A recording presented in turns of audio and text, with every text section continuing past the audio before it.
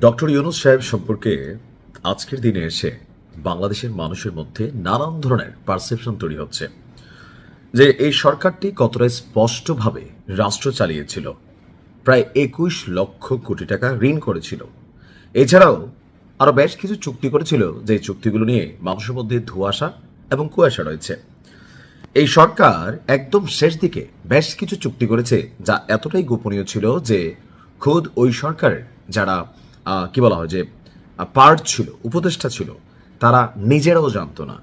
Even যিনি যেই মন্ত্রণালয়ের দায়িত্বে তিনিও ঠিকমতো জানতেন না। এতটা গোপনীয়ভাবে ইউনূস সরকার ওনার কি বলা হয় যে প্রভুদেশ মার্কিন যুক্তরাষ্ট্রের সাথে গোপন কিছু বাণিজ্য চুক্তি করে গেলেন। চট্টগ্রামের বন্দর নিয়ে সারা বাংলাদেশে আলোচনা সমালোচনা হয়েছে, কারণ এটা প্রকাশ্যে ছিল।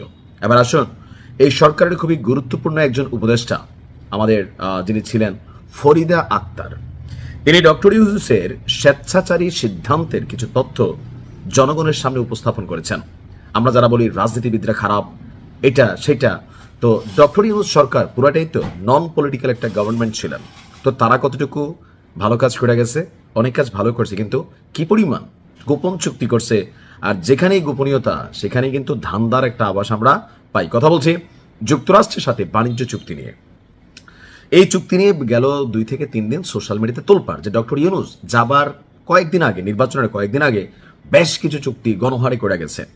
আর যেহেতু তার বড় একটা ইনভেস্টমেন্ট মার্কিন যুক্তরাষ্ট্রে আছে, এবং কি মার্কিন যুক্তরাষ্ট্রকে খুশি রাখতে ইউনূস সরকার 18 মাস ক্ষমতায় থাকতে আমেরিকাকে এক ধরনের আব্বাড়াইকা এই চুক্তিগুলো করে ফেলছে।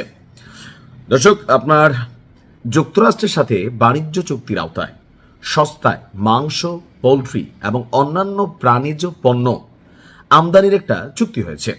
আর এই চুক্তি নিয়ে অন্তর্বর্তী সরকারের যিনি সাবেক মৎস্য এবং প্রাণী সম্পদ উপদেষ্টা ফরিদা আক্তার, তিনি আজকে ডক্টর ইউনূস সরকারকে নিয়ে তীব্র সমালোচনা করেছেন। তো তখন কেন করেননি? কারণ সরকারের ভিতরে একটা ভূত ছিল, যে ভূতকে সবাই হয়তো ভয় পেত। তিনি বলছেন যে শেষ দিন পর্যন্ত যুক্তরাষ্ট্রের সাথে বিভিন্ন চুক্তির বিরুদ্ধে লড়াই করেছি, সরকারের ভেতরে থেকেও আমরা এই সকল চুক্তি ঠেকাইতে পারিনি। তাহলে ডক্টর ইউনূসের গোড়াটা কোথায় ছিল যে সরকারের ভিতর যারা, তারাই চুক্তি ঠেকাইতে পারল না? উপদেষ্টা আসিফ মাহমুদ সজীব ভুইয়া কোথায় ছিলেন? উপদেষ্টা মাহফুজ আলম কোথায় ছিলেন? সরকারের ভেতরের এই তথ্যগুলো কেন আমরা আসলে জানতে পারলাম না? গতকালকে রাজধানীর পান্থপথে ঢাকায় স্ট্রিম কার্যালয়ে বিদ্যুৎ ও জ্বালানি সংকট, ক্যাবের 13 দফা, জনপ্রত্যাশা নামক একটা প্রোগ্রামে এ সকল বক্তব্য দিয়েছেন তিনি। চুক্তির গোপনীয়তার সমালোচনা করে তিনি বলছেন, নির্বাচনের মাত্র কয়েকদিন আগে এই চুক্তিটা আসলে আমরা দেখছি, কিন্তু এটা একটা প্রক্রিয়া ছিল। একটি দেশের সঙ্গে আরেকটি দেশের চুক্তি হচ্ছে, সেখানে আমরা গোপন রাখার কথা মেনে নিয়ে এই ধরনের কাজ করেছি।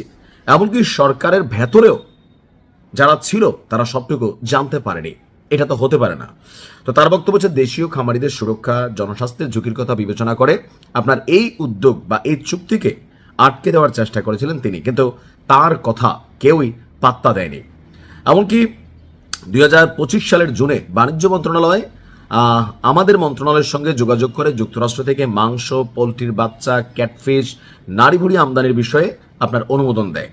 কিন্তু এসব পণ্য আমদানির ক্ষেত্রে দেশের জনস্বাস্থ্যের ঝুঁকি, প্রাণী স্বাস্থ্যের ঝুঁকি, বিশেষ করে জেনেটিক রোগের সম্ভাবনা, মানে অনেক কিছু যেগুলো আসলে এখানে আলোচনার বিষয় ছিল। তো ওনার বক্তব্য হচ্ছে যে আমরা দেখলাম চুক্তি হয়ে গেল, আর ওখানে যেটা আছে এটাই মানতে হবে। তো ডক্টর ইউনূস কেন আসলে বুঝে শুনে বাংলাদেশের জনগণের এই স্বাস্থ্য ঝুঁকি ফেলে গেলেন? কেন 20 কোটি মানুষকে বিপদে ফেলে গেলেন? কেন এতগুলো প্রাণীকেও বিপদে ফেলে গেলেন? এই প্রশ্নের জবাব ডক্টর ইউনূসের কাছে বর্তমান ক্ষমতাসীন সরকার আসলে কি চাওয়ার সাহস রাখেন? যদি রেখেই থাকেন, তাহলে যেহেতু উনি আমাদের সাবেক প্রাণী সম্পদ উপদেষ্টা, মৎস্য উপদেষ্টা, নিজে এই অভিযোগ তুলেছেন, সেটার ব্যাপারে ডক্টর ইউনূস সরকারকে জবাবদিহিতার আওতায় কে আনবে? প্রশ্ন থেকে গেল। ভালো থাকুন। আসসালামু আলাইকুম।